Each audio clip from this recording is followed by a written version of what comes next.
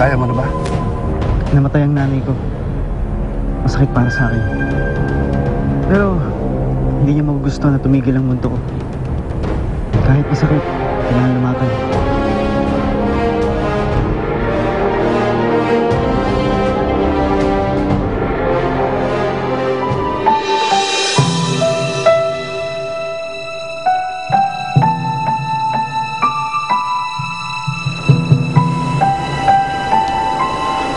Hanggang ngayon, hindi pa rin kita malimutan, Lea.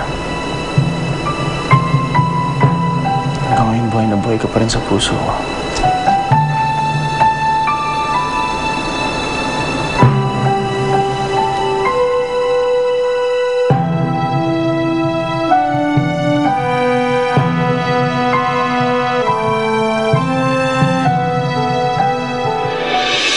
Teacher Althea, hindi ka lang pala teacher.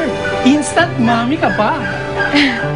Tinutulungan ko lang si Teng kasi busy nga siya sa trabaho niya, di ba? Alam mo, ang swerte talaga niya ni Teng. Kasi literal na swerte. Biruin mo, sino ba mag-aakala na ikaw yung recipient ng puso ng dati niyang asawa?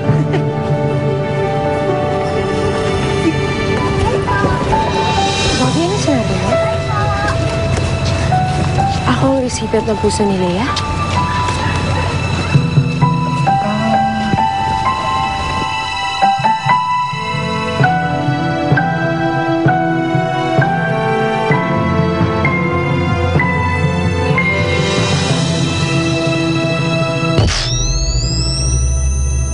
Ikaw pala ang kumakalantari dito sa pamangkin ko. Ano, Teng? Masarap ba?